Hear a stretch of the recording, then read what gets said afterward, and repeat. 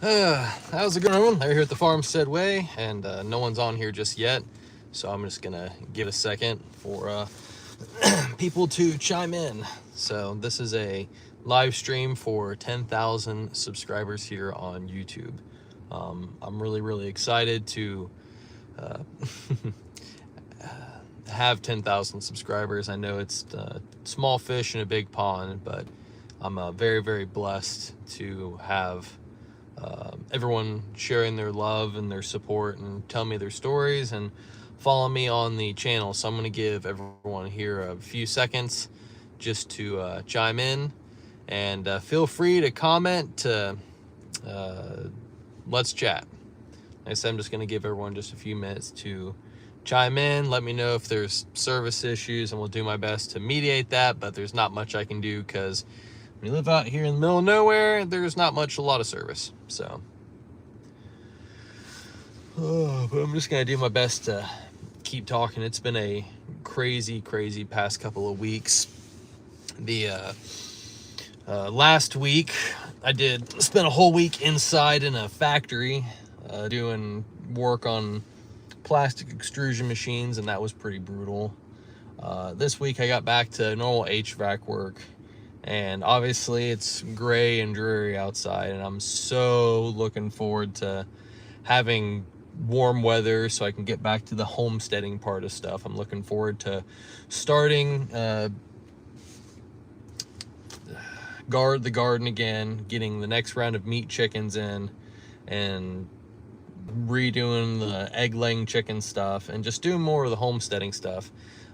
With the channel, I never really expected the fitness stuff to take off like it did, which is just, it's kind of bizarre in a sense, because I started off this channel with the Farmstead fitness thing, and I was pretty much doing the exact same thing I was doing now, except it wasn't the pseudo ASMR thing. It was more of a just normal run-of-the-mill fitness stuff like you would see on everyone else's channel and stuff. I tried to have some heavy music in the background, and I tried to just kind of do what everyone else was doing, and I kind of wanted to get away from it, mainly because I wanted the channel not to be just about fitness, but to be about the entire way of life here on the homestead. I wanted it to be, fitness, spirituality. I wanted it to be Eyes of Dark Fire. Yes, 10K milestone. Well done. Thank you so much. Like, it's just crazy that it kind of took off from there, or took off finally. There for a while, my YouTube videos were only getting a couple of hundred views, but I guess I really hadn't found that niche area that I was hoping for, or I was trying to find. I was doing a lot of talking videos. I was very much inspired by Dwayne Knoll from Dry Creek Wrangler School, and doing all these talks. And that's something I really have a passion for. Unfortunately, it's the videos like that don't get the most traction. I don't know. I just love being able to share wisdom and experiences and stuff. And yeah, I'm not trying to sound like egotistical or trying to be like, oh, look at me and look at all the cool stuff that I've done. But it's really cool to get a perspective on life from the a younger generation's standpoint. You have people like Dwayne Knoll that have, a giant life experience, and he has a lot of achievements behind him, such as he's got grown children and whatnot. But I love being able to give advice and experience to someone who's just getting into it, and being able to hopefully do course corrections and change things before they leave a lasting impact on your family. Kind of another part of what got me to this is doing EDC stuff. I know you have to comment, let me know if you really enjoy, or at least the type of content you like, whether it's the everyday carry stuff, whether it's the fitness stuff.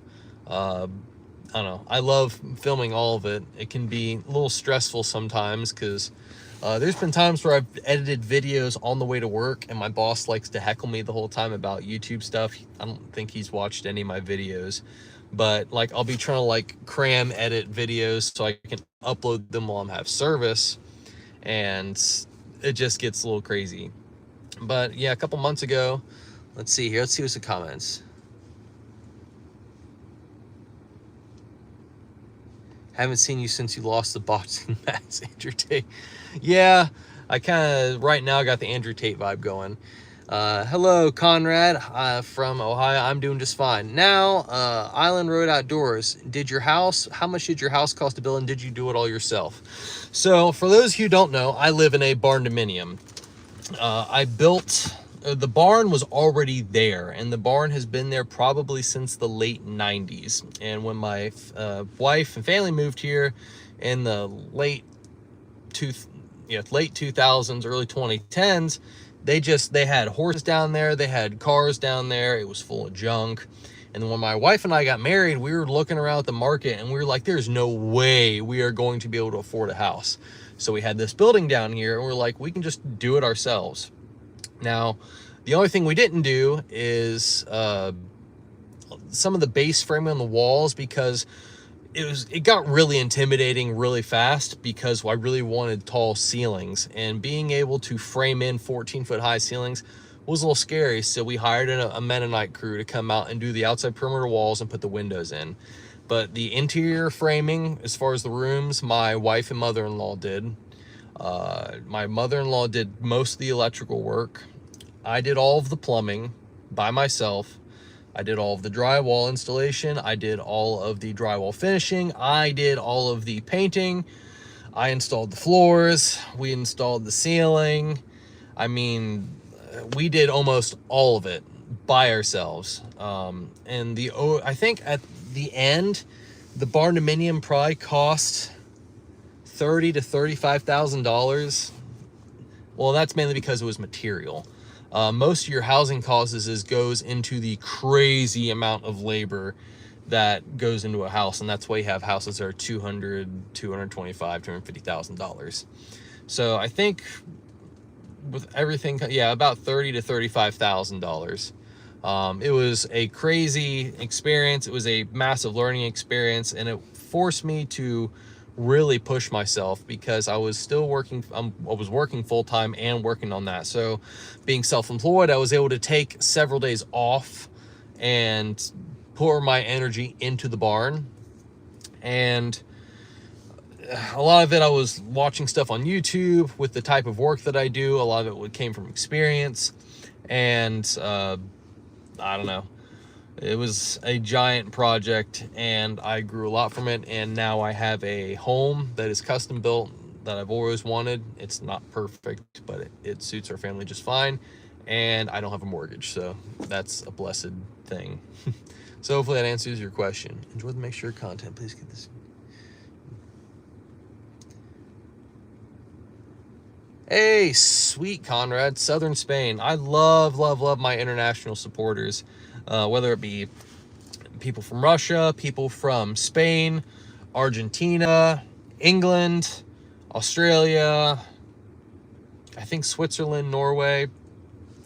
It's just, I get so much love from the international community. It's an amazing thing. I'm trying Eyes of Fire. Sorry I didn't get to your comment. I enjoy the mixture of content. It keeps those interested in fitness engaged. I personally like your talks/rants, but it keeps me coming back for that.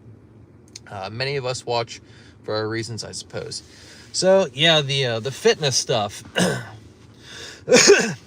Excuse me. Dude, wear a hat is seriously. Yeah, I know. Yeah, my goofy bald head. There, I'll cover up the shining dome. The fitness stuff, which is funny. I've worked out since I was in high school, and I went to a public gym most of my teenage years, and then from there I moved out here, and there's no really good public gyms that are anywhere close. That's okay, bud. I'll probably take it off because it's a little warm in this car. And then from here, we've always had a home gym, and we slowly started building stuff up from just things we found on Facebook Marketplace and yard sales and garage sales and flea markets and whatnot. Grizzly 9655, what up, bruh? It's good that you're here. And we just culminated from that, which is interesting. The place where I work out is actually where we used to milk our milk cow. That's where we would have the milking stall, and that's where we'd milk our cow. And then we got rid of the milk cow, and I had all my workout stuff next door, and I was like, you know what, maybe I should bring it down here and put it in here. So I brought, loaded my truck up and brought all the workout stuff down here, installed some lights in there, and ta-da, you got the Farmstead Way gym. And somehow it turned out to be some crazy aesthetic, fanciful thing that everyone thinks is hardcore and rugged, which, if you really think about it, it almost kind of does look like a set. But I'm not trying to put on a show or make it look fake or whatnot. It's just, that's the gym setup I have. And before the Farmstead Way YouTube channel, that's where I worked out. I worked out by myself, either in a garage or in a barn or out in the driveway. Normally when I'm not filming for a YouTube channel video, I normally have earbuds in, but I'm listening to an audiobook. Now, I'm a musician, and if I listen to music, I get too distracted. I start thinking about what it would be like to play the song live, and I start singing, start playing air guitar, and I'm trying to scroll on YouTube to find the next song because I don't have music on my phone. And next thing you know, I totally forgot what I was doing, and 20 minutes have gone by of me playing on my phone, and I've not gotten any workouts done. So I normally just listen to an audiobook so there's no blasting music, and I absolutely love it that way. Every once in a rare while, I'll hit up a hotel gym if we go to a trip, or I don't even remember the last time. Okay, I do. Last time I worked out in a public gym, I went with one of my buddies before we went and got some information filled out for a job we had to go do. And it was really cool because there was a lot of nice equipment and stuff, but on the other hand, I didn't like it because you got other people walking around and they're not there for the same reasons that you are.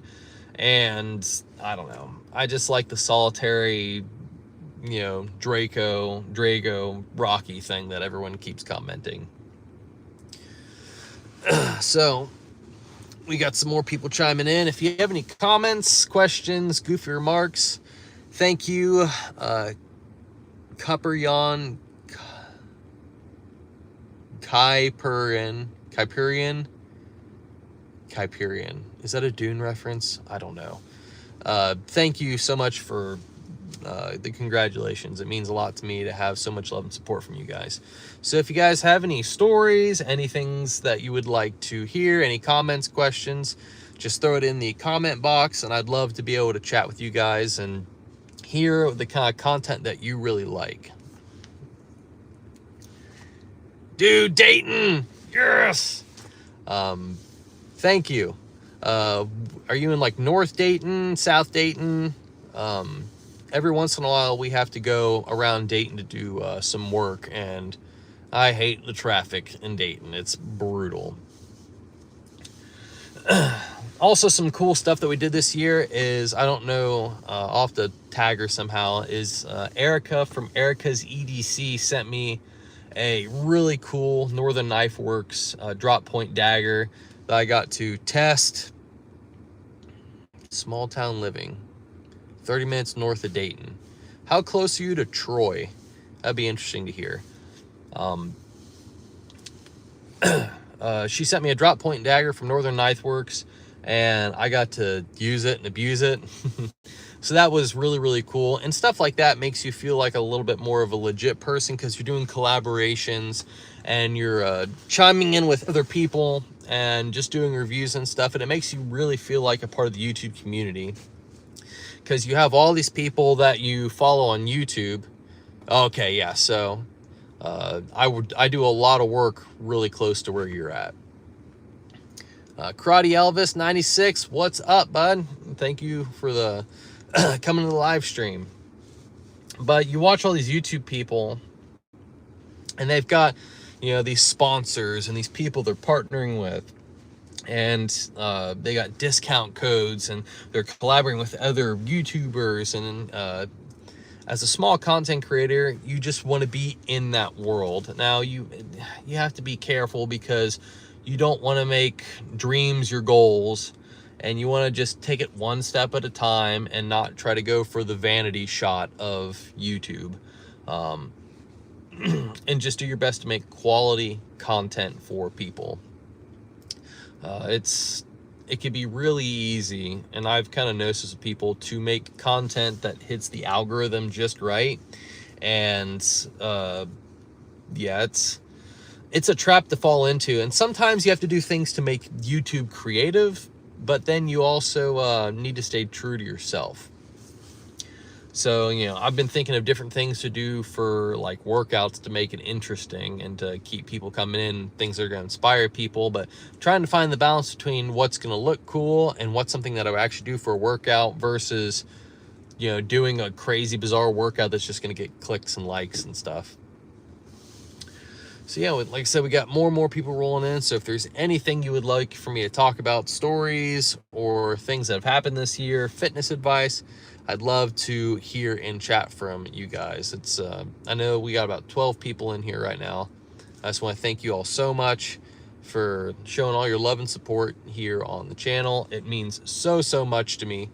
Like I said, especially from all the people that are overseas, all the people here in the United States. It's just really cool. I know when I first started this channel, I never thought that I was going to get much traction, because I didn't really know what I was going to do. I knew I just wanted to do some kind of YouTube thing and just, you know, put my perspective out there. Like I said, I was really inspired from people like Dwayne from Dry Creek Wrangler School, and Alan Harrelson from the Pipe Cottage, and my buddy Pat McNamara. And I just wanted to I don't know, start a channel and give people a different perspective on masculine wisdom. And I'm about to turn 32, and I know that's not super young, it's not super old.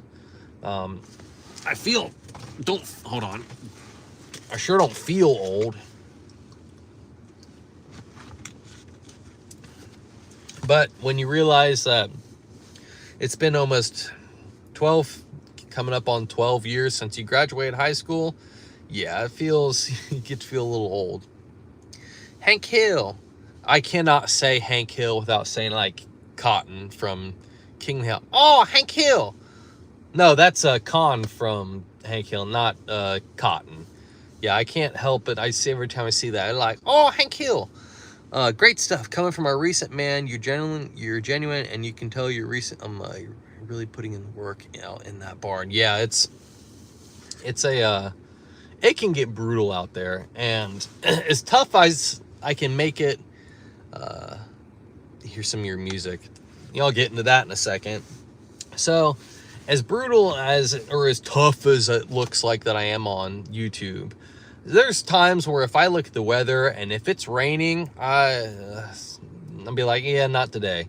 Mainly because the barn leaks and it's awful. And then it's a big muddy mess. If it's super windy and super cold, yeah, I'm not gonna go out there and get frostbite for the sake of being tough. I'll do calisthenics in the gym. Keep it up, man. Grizzly, keep it up, man. I would actually love to hear some of your music. So if you get on YouTube and you look up Mick Blankenship, he's got like over 100,000 followers. He's a really good buddy of mine. Back in 2018, well, actually I played with him back in way before then, but in 2018 I joined his solo project, Mick Blankenship, and we toured a lot with Puddle of Mud. You know, Puddle of Mud, they did, you know, Control, Blurry. We played like 20 shows with them, went up and down the East Coast, and it was crazy. I didn't help write any of the music, but I was the live guitar player for the music. There's a music video called Rule the World by Mick Blankenship, and I'm actually in that video. There was a video called Transcend the Machine that was up, but it got taken down for legality issues. And that was a really cool video. But other than that, music wise, as of late, I'm mainly just doing a lot of small local things, playing for friends and buddies. I never there's not really any things of me recording. Excuse me, my throat's really dry. I've yet to write any songs or to put out any music of my own. I've just always been an accompany guitar player.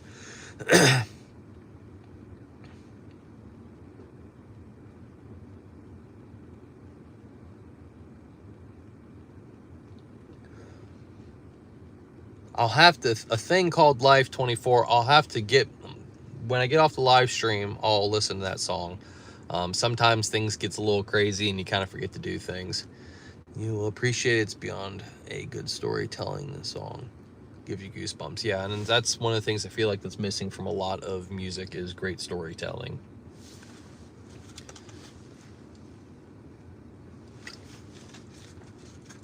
But man, I got some wild tales from the music days, and that really forced me to grow up as a man. When I was playing music, I was so enamored and focused on my dreams that I really lost sight of the well-being of my family and for the well-being of my marriage.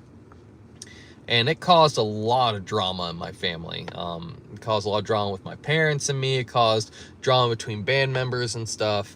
And it's all water under the bridge now. But at that time, I really hadn't done anything big musically. I had just done, small local things. And then all of a sudden, I start playing with this guy and we start getting some, America-wide attention. Then there's talks about doing tours in Europe, and it just gets wild. And I realized I was chasing after my own dream, and I was kind of dragging my wife along behind me. And I really had to make a choice on who I was going to be. And at the end of the day, I chose I would rather be a father, which I wasn't at that point. But I wanted to be a dad that was home and not constantly be on the road. Now, I have no idea what would have happened if I would have stayed with the band or if we actually would have taken off. But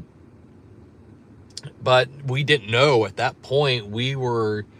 Everything was kept getting bigger. Each show was getting bigger. They were getting ready to go to NAMM in California, and there was talks of going to Europe, and it was just got wilder and wilder. And it's just like, I'm gonna have to bail now, or it's all gonna come, or I'm gonna have to bail now, or I'm going to be stuck in a really permanent situation if there's like contracts flying around and obligations. And before things got big, I bailed. And then COVID happened and everything fell apart anyway. So there you have it. So there's my music rant. Anyway, for those new people who are chiming in, I just want to welcome you to this little live stream that I'm doing celebrating 10,000 subscribers on YouTube.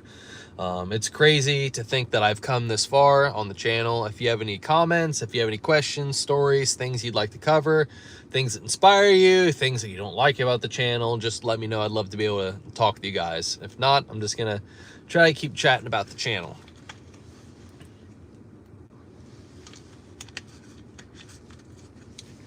Now, as far as plans for the homestead this year, I plan on trying to film this summer homesteading videos in the same style as the workout videos. I want to show me doing projects and taking care of things around the farm with no music, no talking, and just focus on the aesthetic and to focus on the atmosphere of the whole thing.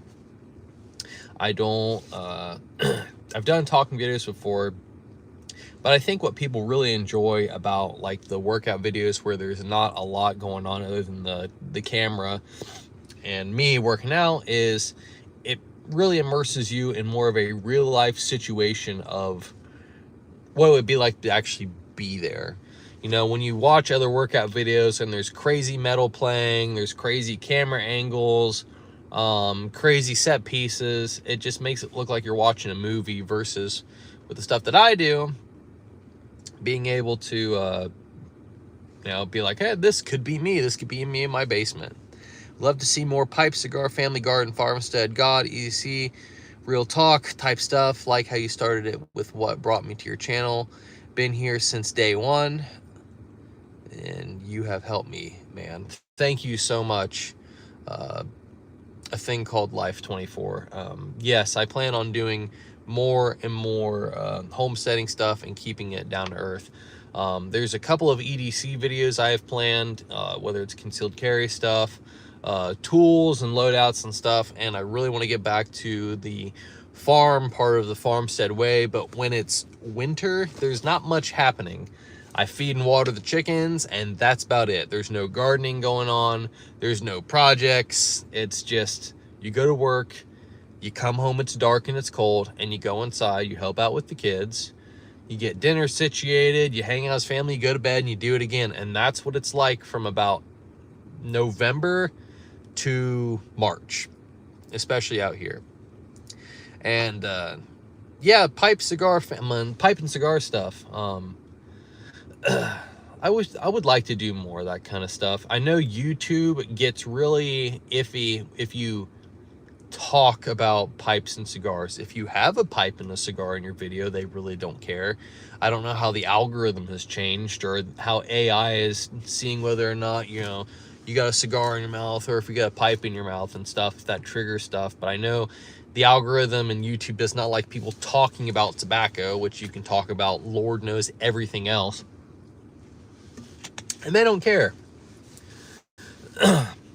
But and then yes, family and God, a day in the life type videos like EDC and coffee talks.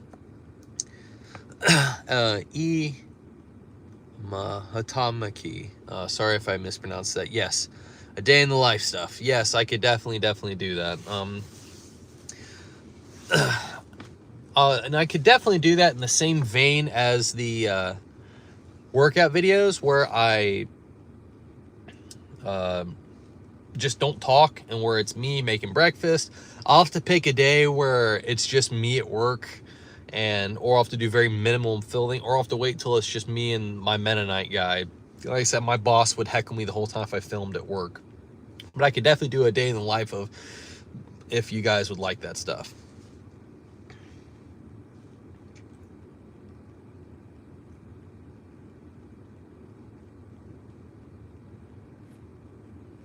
Yeah, Jeremy Sires from, oh, what's his channel's name? Is it just Jeremy Sires? I love his stuff. I watched a lot of his stuff when I was first getting into bourbon and stuff. But yeah, I know talking about cigars and stuff on his channel really buggered him up. Now, with people like him, that's kind of, especially higher level YouTubers, where you're kind of relying on that algorithm money to hit, and you know, you're getting a couple $1,000s a month, and you're really relying on that. So you have to really tiptoe around what's going to trigger the algorithm and stuff. So yeah, you gotta be careful with stuff like that. Karate Elvis, yes, the journaling to my future wife. Met a girl from church and have been talking. That is awesome. I'll definitely be praying for you guys. That helped me tremendously. When I was, if you guys don't know the story, when I was in high school, there was this girl, and she was the biggest tease and flirt I have ever met. Now, the only woman I've ever dated is my wife. The only other woman I've ever been intimate with is my wife. The only woman that I've ever kissed is my wife. I was single until I wasn't. I have no exes. So anyway, just going to that, I was single and I was miserable in high school. And there was this girl that was the biggest tease of all time. I mean, I'd be sitting and we're in high school. We're like kids pretty much. I'd be sitting in a chair, and then she would sit in the same chair behind me and rest her head on my shoulder. And I was like, you gotta be kidding me. So as someone who desperately wanted to be in a relationship, that just like, ugh.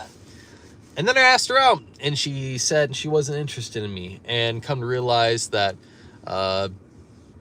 yeah, it's,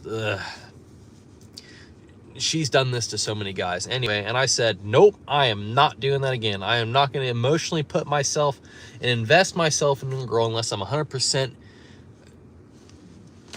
going to marry her. So I watched a Mark Driscoll video where he's like, get you a journal and write in the journal as if you were talking to her. Literally, like, good morning. This is what I did today. This is what I'm thinking. If you were here, this is what I would do. And this is what I would say. And this is what I miss about you. And I'd write, love you, Larry. And I wrote in that so much. And it really helped me get me through. And in the beginning of it, I wrote, if you're reading this, it's probably because I told you that I'm going to marry you. I was dating my wife for like 2 weeks and I showed her the journal, which was really taking a leap of faith.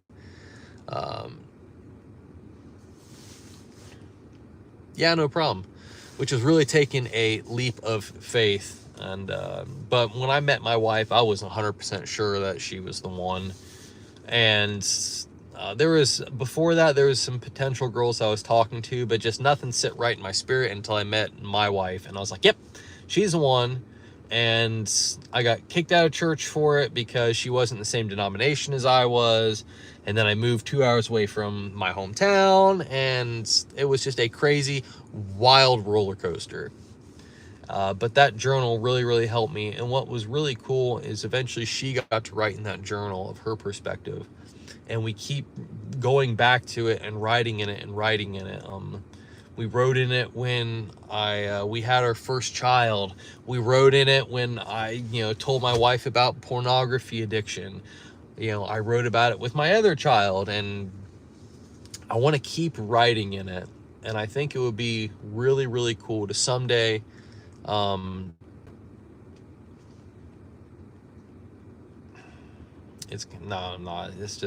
it would be really interesting to be like, today, and I'm going to try to do my best to make this happen. Today, my wife passed away at the ripe old age of whatever. Thank you, Lord, for the blessing that you gave me, and that be a close to the journal. So that would be really cool to do. How did your parents react to you getting kicked out of church? They really didn't care. My parents were not churchgoers. They knew that I had a bunch of friends at that church, and I played music at that church, but they did not go to that church themselves. They were not churchgoers. So they were shocked mainly because my core group of friends for the past 5 years have been at that church, and now it's like I kind of got shunned, but they weren't like involved or a part of the church. They were just like, no, well, Larry lost his friends, I guess. So it really didn't impact them all that much.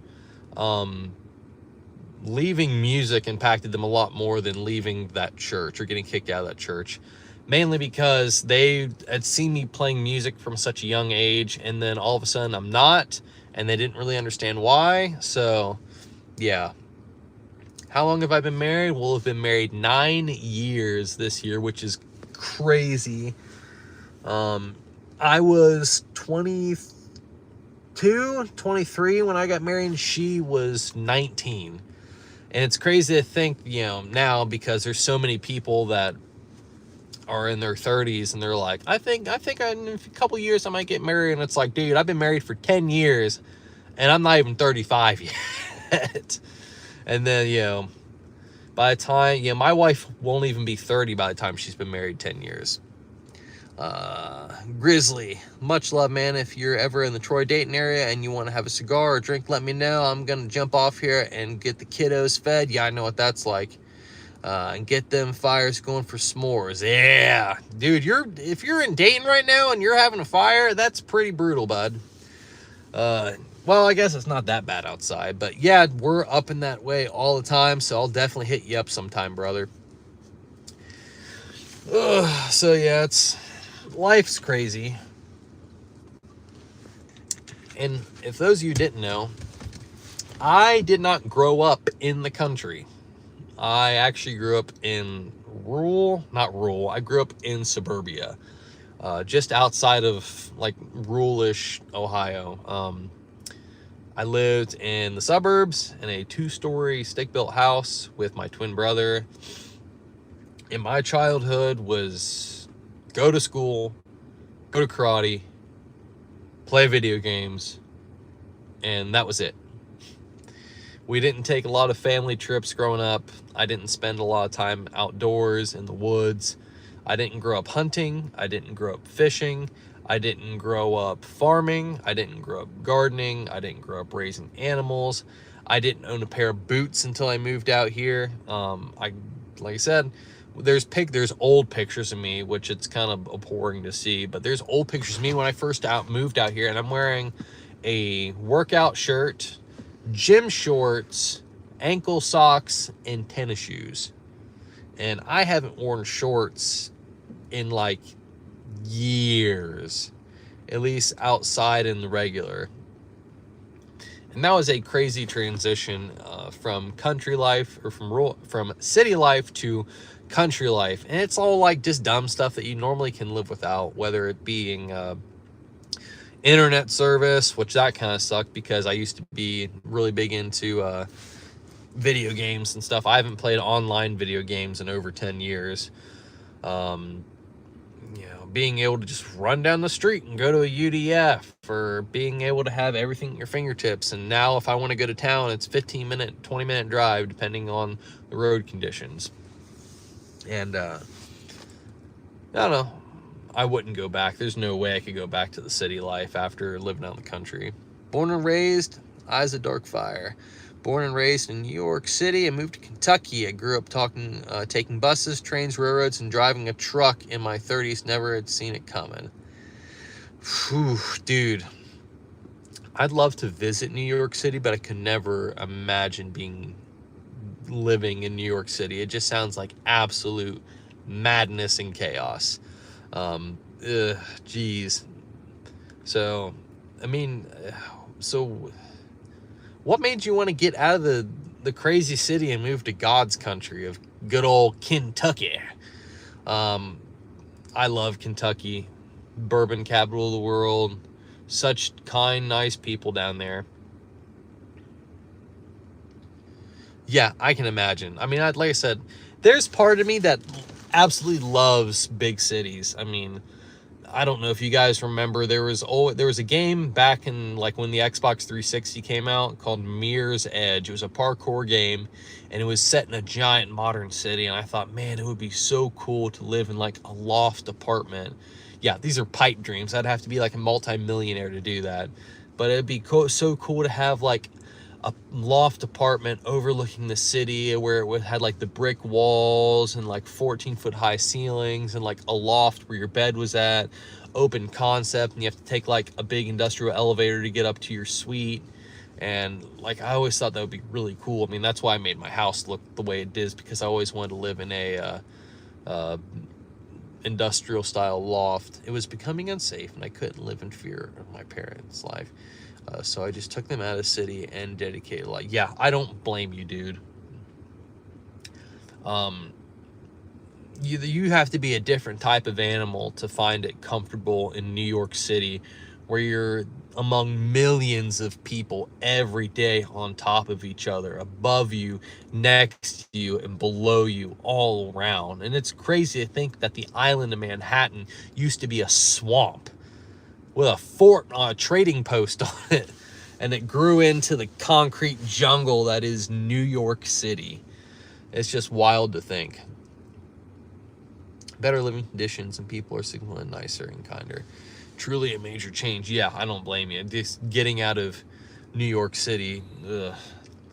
So I keep seeing people coming and going. So for those of you new here, this is a live stream I'm doing for the 10,000 subscriber mark for the Farmstead Way YouTube channel. I want to thank you all for your love and support, and for the kindness that you've shown. Here in a little bit, I'm gonna have to get off because I'm losing the light here in the truck. But yeah, for the love and kindness that you've shown, and just thank you all so much. If there's anything that you want to talk about, any that's a little bit better, any stories you'd like to hear, any comments you'd like to post, just let me know. Hello from Ganson, Alabama. Hey, dude. I don't think I've been to Alabama.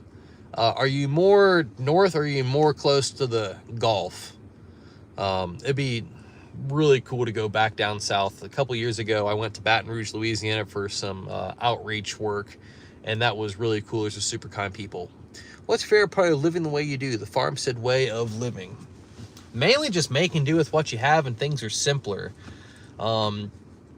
Things are harder out here, and that makes you really appreciate the simpler things more. Like I said, we don't have internet really. We have hotspots, which is kind of like a first world problem. But in this modern day and age where everything you have to do is online, whether it's filling out things for doctor's appointments or doing things for YouTube, it is Central Alabama. Okay, cool. Whether it's doctor's appointments or things on YouTube, it just gets annoying. But where I live, there's like 5 houses on this 3-mile road that we live on that's dirt. And we know every house that I see, I intimately know the people that live there. I know my buddy that lives over the hill. I know the family that lives down in the valley. I know the people that live down at the end of the road. And it's more of a community thing. And I don't know, you can go outside and shoot a 12-gauge shotgun out your front door. You can open the windows and pee out the window if you want to. I've never done that. I don't know. And it's just, you're more attached to the earth and to the land, and you have a greater appreciation for what's around you. Gonna make some coffee. Dude, I wish I had some coffee. And you just have a greater appreciation for what's around you. You can go to your next door neighbor and borrow tools, and no one here locks their doors to the house. Everyone's super, super chill about everything. Everyone around here is armed, so that's why everyone keeps their doors unlocked, is because behind every locked door, there's a 12-gauge shotgun ready to blast someone across the yard. And there's local crazy riffraff that's over the hill and stuff, but everyone stays over there, and everyone's pretty chill. And it's just everyone's super helpful and kind. There's a local Mennonite community not that far from here, and they're really, really cool to be around. Get Starlink for internet. Here's the thing. I would like to have internet, but I kind of don't want to have internet. The more creepy and weird things get with technology, the more I just kind of want to turn everything off and just live like a pioneer. There are times where I would, I wish we could get Starlink, and they've actually been running fiber optic cables everywhere around here. And it's just expensive, and it's not necessary. We're doing just fine with what we have. If people were doing some hardcore at-home computer work, we might need to get Starlink or fiber internet, but for what we're doing, it's just not that necessary. But yeah, just living out in the country is just so cool. You can see all the stars. There's no light pollution. It's just absolutely gorgeous out here, and you really feel the change of the seasons too. The winters are dark, and the wind is the only thing you can hear blowing through the trees, and the smell of the frosty air when snow's getting ready to hit it. And then when spring comes and you hear the frogs down at the pond, the spring peepers, and you start to hear the crickets waking up, and you're starting to see bugs flying around the lights outside. You're able to crack the windows and let that warm spring air in, and then summer hits, and then you're out in the garden and you're sweating, and you're got soil underneath your fingers, and you don't hear traffic 24/7, and you just working by the sweat of your brow and seeing your plants grow bigger and bigger and bigger, and the kids can play outside. And then when fall comes and the smells of that, all the Mennonites have pumpkins out, and the holidays are coming up, bonfires outside, the leaves changing colors, and things that you actually notice a lot more when everything is natural and you're not living in an environment that has been landscaped to an image. And it's just so beautiful. I fully understand that. Can't blame you. It makes life better without it. Yes, it does. And I spend too much time on my phone as is, let alone if I had unlimited access to video games, which I hardly got time for that stuff anymore. I love playing video games, but I get sucked into them way too easily. And, you know, I'm a millennial. I grew up in the PlayStation 2, Xbox 360 era, and yeah. All right, a thing called Life 24. Any advice on guilt for porn or other marriage mistakes? Also feeling alone and pursuing God when you're angry with him, or feeling like he doesn't listen or care. All right, let's answer the second part of that question first. You are never alone. God never leaves you nor forsakes you. And everything that I've gone through has been for his greater purpose. Okay? And sometimes you got to realize that, you know, when you feel like he doesn't listening and he doesn't care, you got to realize that most of that is the devil saying, he's not listening, you're all alone. It's temptation. That God will never leave you nor forsake you. And if you're going through a hard time, you gotta look at two things. One, am I doing this to myself? Because there's a lot of times people blame the devil for all the dumb stuff that they're doing to themselves. And two, is this going to make me a better person in the long run? You know, when I was going through, my wife and I went through infertility, or when I was going through singleness, you know, especially when I was waiting to meet my wife, I was like, God, where is she? And guess what? If I had been given my wife instantly the very first time I said, Lord, give me a wife, I wouldn't have been able to appreciate her. Every time I get mad or I get frustrated with her and I want to raise my voice, I think back to the time where I was begging and crying God to put that woman in my life. And that gave me experience and that built my faith. And then when we dealt with infertility and my wife was like, Lord, why are you doing this to us? I kind of kicked my feet up and put my hands. It's like, oh, it'll all work out. God's just going to see how much you're going to trust in him, or if you're going to tuck tail and run and give in to temptation from the devil. And guess what? We had a child, and that built our faith more and more and more. And everything works to the greatness of his glory. So God, he's always listening and he's always there. Now, when it comes to guilt for porn and other marriage mistakes, when it comes to normal marriage mistakes, that's just being in a relationship with a person, okay? You've got two people, and you're sinners and you're imperfect. You're gonna make mistakes. You're gonna mess up, okay? It's just part of life, and that's part of dealing with other people. And the older you get together, the more your relationship grows, the less you have to worry about stuff like that, because you'll learn from your mistakes.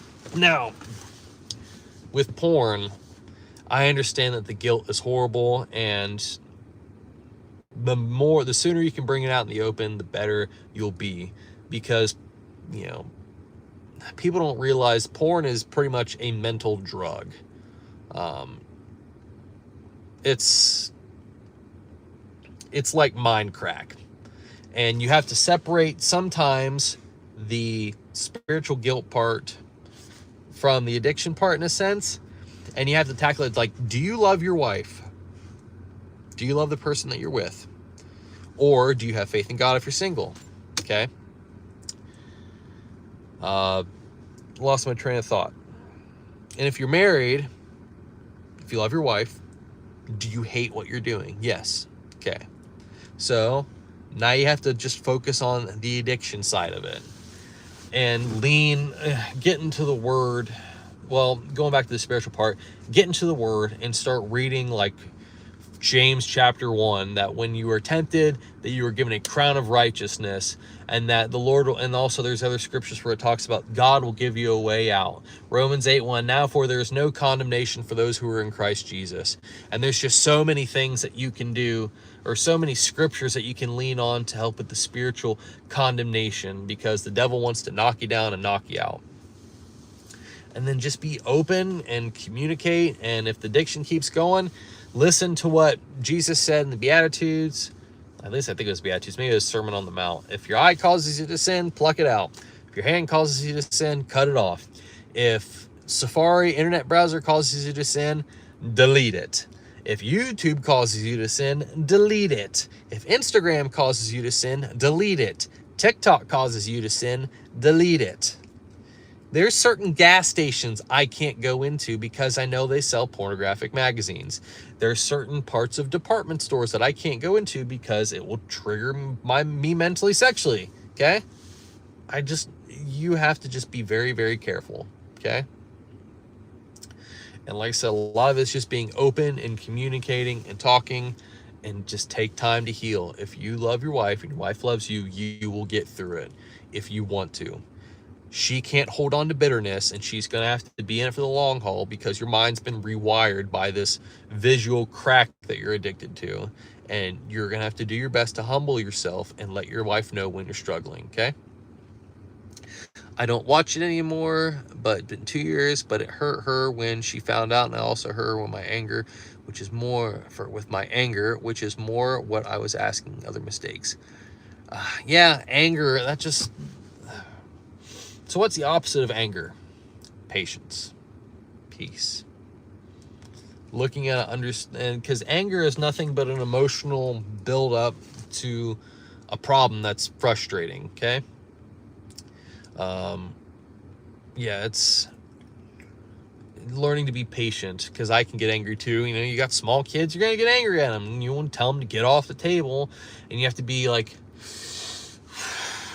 they are small children, they don't know any better. Thank you, Lord, that you are my peace, and how can I reflect Christ in this moment?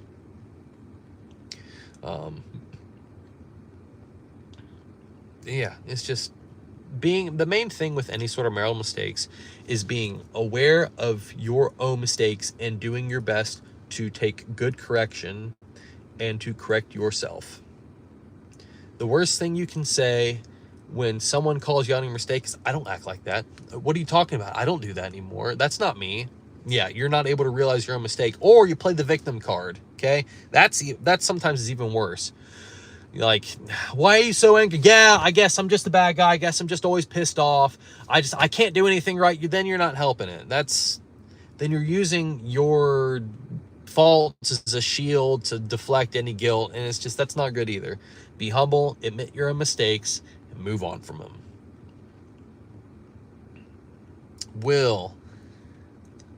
I got a couple of buddies that live in Texas. I'd love to smoke a cigar with you more than a celebrity. Dude, Texas, cigar time with a good man in this frozen tundra of Ohio sounds absolutely amazing. What are the main virtues that imitates Christ?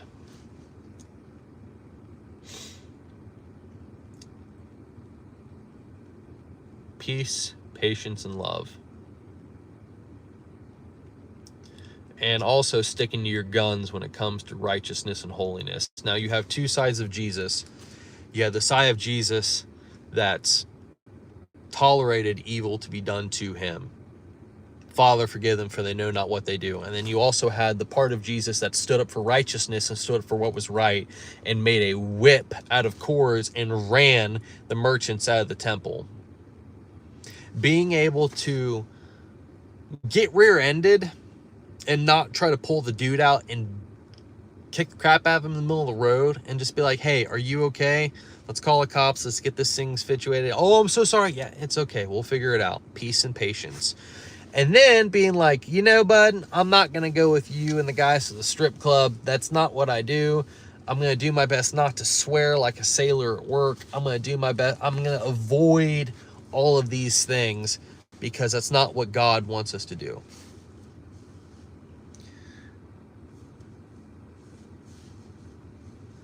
The second part of Jesus. Oh, the standing up for righteousness, Karate Elvis, is that what you're saying?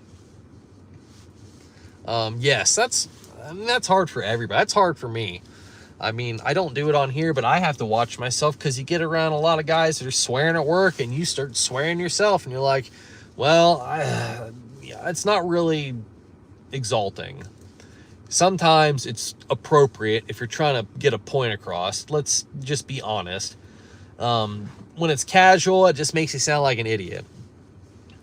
And that's just part of denying your flesh, because there's so many things that you want to do, but it's just like, I'm not going to do that. You know, I enjoy bourbon and I enjoy whiskey and I enjoy alcohol. I try to only drink once a week. And there's times where it's, it's like, you know what? I'm not going to have another drink. I don't need to be drunk in front of my wife and kids. Or you're driving down the road and you see the Hustler Hollywood sex store on the side of the road and you'd be like, you know what? Every part of me wants to go in there and window shop all of the videos and the toys and the laundry. I'm not going to do that. Just no thank you. Then there's part where you just want to get absolutely angry with everybody around you and just like, yeah, I'm just going to, you don't know what's going on in their life. I'm just going to be peaceful and patient with these people. And the main thing to get over that is just being, forgiving of yourself. Realize you're going to make mistakes. Don't beat yourself up, because pity is not pretty. That's why my wife always tells me pity is not pretty, and just move on. As an electrician, it is a struggle to keep the swear words at bay at time. Definitely try though. And it's not a great look in my opinion. Dude, I feel you. When it's hot and you're up in someone's attic trying to wire in a junction box and they didn't leave you enough wire and someone didn't turn off the breaker, or if you're on a commercial job site and you don't know where the wires go and it's hotter than crap and you slice your hand open and you drop tools and you just want to say, if you're going to swear, use it sparingly and do your best to do it when you're by yourself. Trust me, I did all my own plumbing underneath my floor and I was absolutely by myself, and boy, that was a lot of foul language that came in there because I did not make my crawl space big enough and it was a hot, miserable mess. But you want to do your best to be a good witness to those around you, and when you sound like the world all of the time, it takes a lot of acting like a Christian to overwrite that. So it happens, but doing your best not to do it. So ClearPath 99, I definitely feel you. I do HVAC and it's industrial maintenance and fabrication, especially when you're doing the factory jobs. It's really easy to just fall in the same loop as everyone else. And when it's casual conversation, it's really not appropriate to be swearing all the time.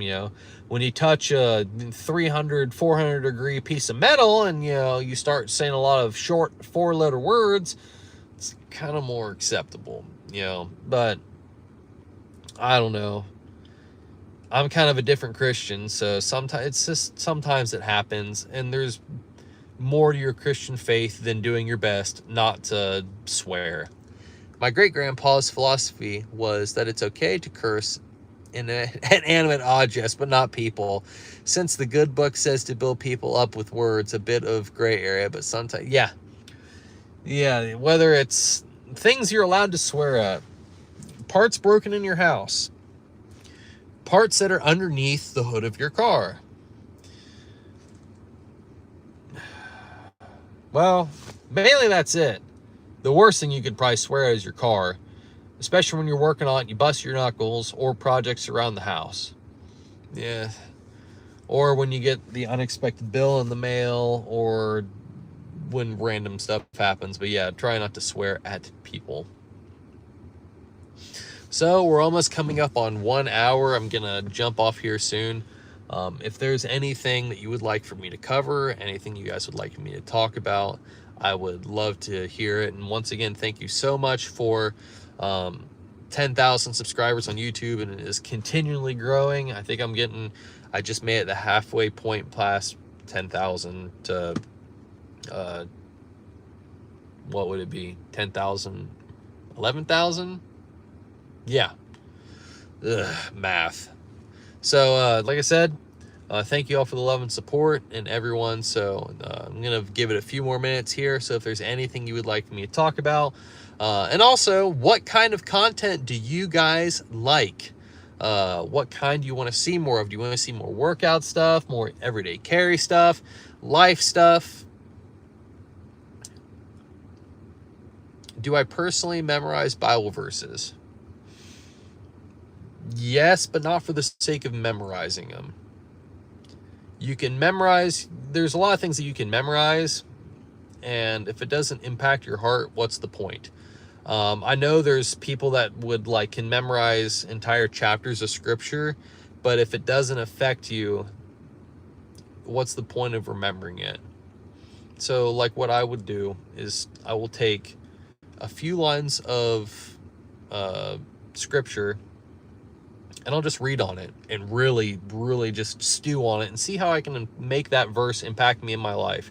And we've got Bibles open everywhere, so I really don't have to memorize it. I just have to walk past it and look at it and let it stew in my spirit. Do you hunt or fish? No, but I really would love to. We've got a big pond. Now, like I said before, I did not grow up hunting and fishing. So for as hillbilly country as I look, I don't know how to hunt and fish all that well, okay? I know that you take a hook and there's certain kinds of hooks and there's certain kinds of poles and there's certain kinds of bait to catch certain kind of fish. You throw it in the water and you catch fish. Now with hunting, I would love to hunt, but me and my wife are very health conscientious when it comes to food. And hey, we got some Russian people in here. I'm gonna have to try to translate real fast. I don't know how to do that. Jampick, I see your comments, but if you're gonna want to, I'm not able to do it here. If you can try to translate that into English for me, that would be awesome. If not, I'll do my best to try to translate it later and get back to your questions. Hunting and fishing. We're very health conscientious, and we live around industrial soy. Hey! Soy and cornfields, okay? And those deer like to eat pesticide sprayed, genetically modified field corn and soybeans. So yes, there is a lot of white-tailed deer running around there, but I am not going to shoot and eat a highly estrogenic deer that's been eating garbage out of an industrial farm field. Now, if we went out west and shot an elk that's been in the woods, secluded from all of mankind, that's a little different. Other than that, I mean, I'd love to hunt. I could probably shoot squirrels and rabbits and stuff, but I really wouldn't be able to do anything with them. Jampick, hi, nice to meet you too. More topics of masculinity confronting people, especially at work. What do you mean confronting people? As far as like confrontation at work, or as far as I agree, that would be a great content subject. Like dealing with confrontation at work, or being a good example at work. You know, the main thing you can do at work as far as, or topics of masculinity and confronting people, especially at work, yeah. You know, the main thing with, you know, masculinity is just being a selfless man. Keep being bullied by your boss. Dude, I know way too much about that. I used to be a firefighter EMT, and I went through EMT basic course. I went through Fire 1 course, and I went through Fire 2 course, all while working full-time back to back to back, just to work at a fire station for 6 months, and I got made fun of because I was a 6-day rotation. I was still doing HVAC, and I wasn't totally sure if I wanted to be a firefighter EMT, but they paid for the school, and I was like, why the heck not? Sure. My wife's uncle is a firefighter. He said it would be definitely a good thing to get into. And my boss was literally the exact same age as me, and he bullied me to no end. It was, yeah, I don't know. It was really a sucky thing to go through. He belittled me. He didn't encourage me. He didn't build me up. I got written up my very first day for stuff that I didn't even know I was doing wrong. If that tells you anything, it kind of, for lack of better terms, he flopped his dick out on the table just to show how much of a big bad person he is in charge. And from what I hear, he's at a different fire department, and he's getting made fun of now, which you shouldn't return evil for evil. But on the other hand, maybe he'll realize that being a jerk to other people is not beneficial. When you have a new guy, you need to do your best to get him up to your level and not make fun of him because he's down here, okay? And realize that it's just work, and be super, super serious. If your boss is bullying you, either go to that boss, or if you work at a bigger company, go above him and just say, the heck with the chain of command. This is a job. And say, you know, Jeff is belittling me. And if this is going to keep happening, I'm just going to go work somewhere else because I'm not going to deal with this. And that's what the fire chief told me, that I should have went to him, but I didn't want to usurp the chain of command and go over people's heads. And yeah, so be professional and be serious with them and be like, why are you doing this? And if you're going to keep doing this, I'm not going to work for you anymore. Truly wild game is very healthy in my opinion. Yeah, I don't like soy either. Yes, I would love to be able to go out west in Montana and Wyoming and Utah and hunt wild game. It's just around here, there's just so many industrial agricultural sites that my wife does not feel comfortable with me eating any herbivores around here, just because of what they are probably getting into. So the versions of the Bible that I read are King James and English Standard Version. I like the poetic nature of the King James that makes you really think about things. More of an accurate translation than a transliteration.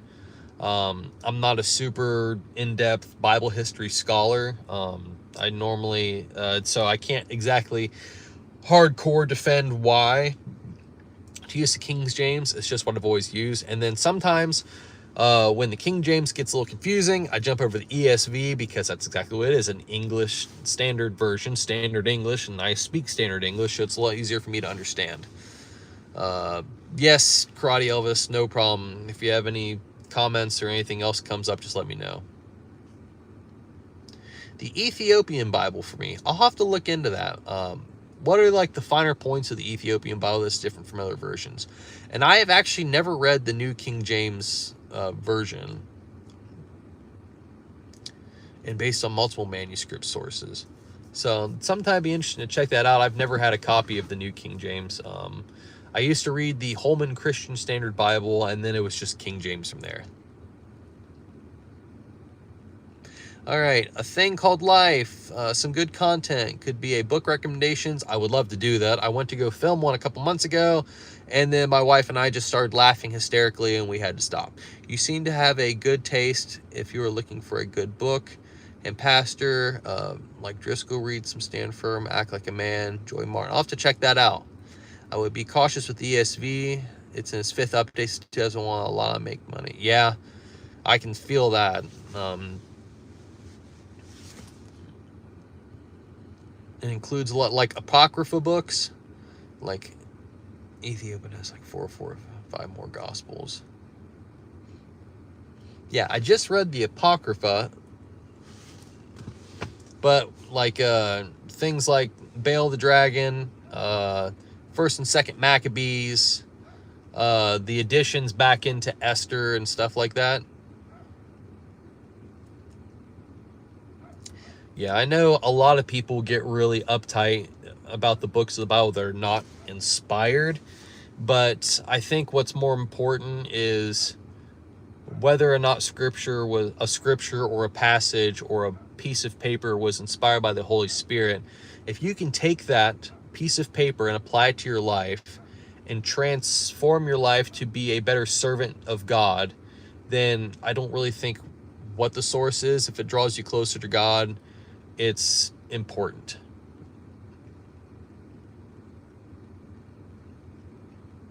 Yeah, like I said, it's especially out here in hillbilly land, there's a lot of people that get really touchy about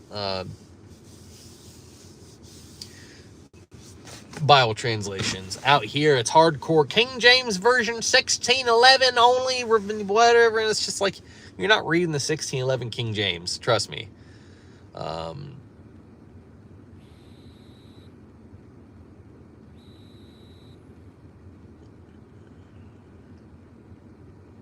What the Ethiopian Bible is controversial.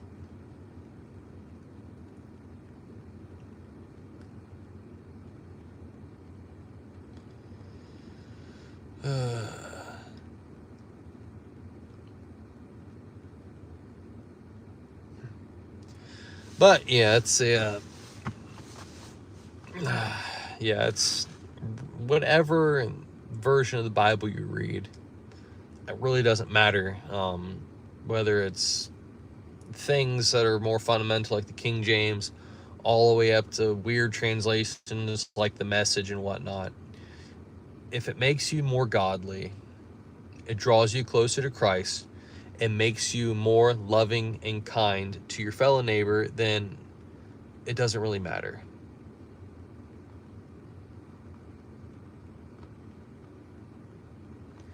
Another time, yeah, I understand that. A man in church thinking of fishing is religion. Fishing is religion. A man out of fishing thinking God is relationship. One of my favorite quotes, God wants relationship with you, not rituals. That is always, yes, that is very, very true, that God wants relationship with us. If he wanted rituals, he could have created a bunch of zombies that had no choice but to worship and honor God.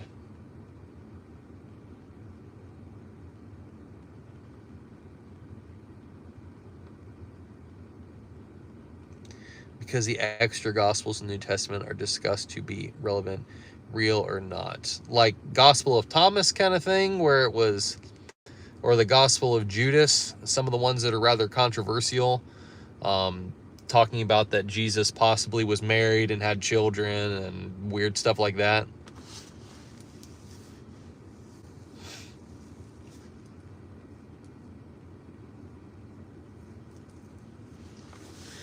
But yeah, that's why, yeah, Thomas and Judas, yeah.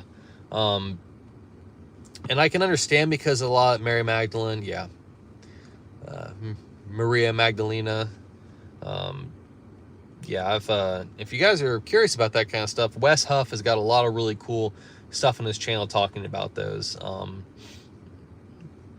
But regardless, just do your own research, do your own digging, do your own searching, and follow your own convictions. Because at the end of the day, when you stand before God, you cannot tell him that I was told by thus to do so, or, you know, righteousness was not convenient at the time. You'll have to give an account for what you do. Kingdom of heaven quotes, if you can't tell.